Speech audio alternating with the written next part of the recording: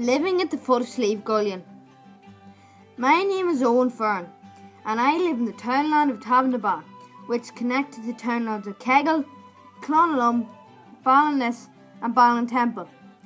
These four townlands of Clonalum, Balliness, Ballintemple, Tabnaban all meet the river at Murray's Corner. My family have lived in the area for over 120 years. My great-great-grandfather was born here in 1896. There were a lot of ferns in the area at the time.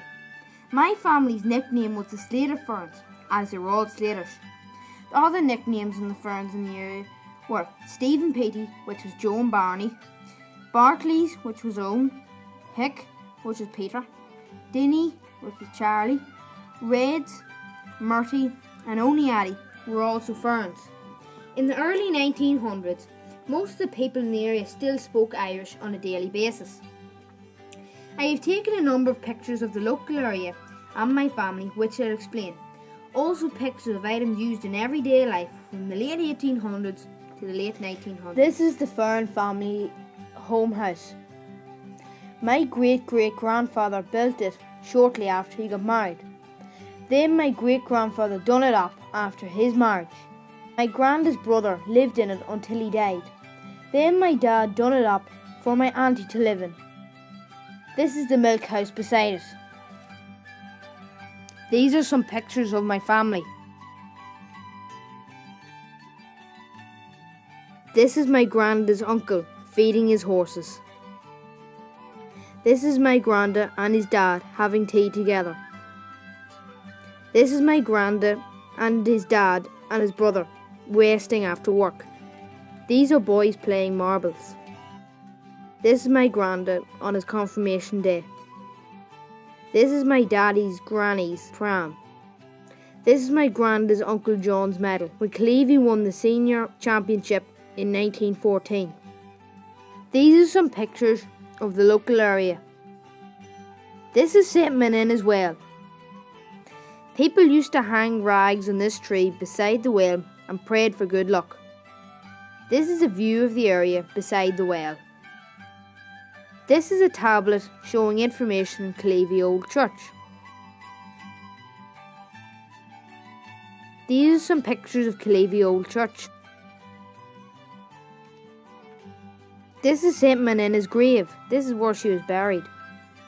This is a tablet of information on Ballymcdermott Cork grave. This Cork grave was destroyed in World War II by an American tank in training. This is a stye. It was used for getting into a field without having to go to the gate. This is a view of the local area from my front garden. These are some tools people used to use. This is a famine pot. It was used for boiling potatoes and vegetables. This is a long staff churn for making butter. You use the long staff by pushing it up and down to get the moisture up. Then you use these paddles to shape it into butter. These are two milk crops for making the milk go sour to make butter. This is a hay knife for cutting hay. This is a hand hook for trimming briars and nettles. Next is a whiskey jar used to carry paraffin oil. This is a hurricane lamp that burned paraffin oil. This kettle would have been used to boil water by the fire. This is a smoothing iron. The inside weight was taken out and then put beside the fire to heat up. When hot, it was then put back into the iron to use. This is my daddy's granny's sewing machine. These chick lamps are used for rearing chicks. A drinker for hens. This is a scythe for cutting hay or corn. It could cut 2 acres in a day. Next is the sharpening stone used to keep it sharp. This is my granny's sharpening. A grubber and a plough for the horse. A 2-furrow plough for the tractor. This is a pritter digger. This is my granddad's tractor, which is over 50 years old. Owen Barclay Fern. Owen was a character who lived over the road from my granda, a sheep farmer who was born in 1909 and died in 1993. Owen only had electricity for the last number of years before he died. He would have used candles and hurricane lamps for for light.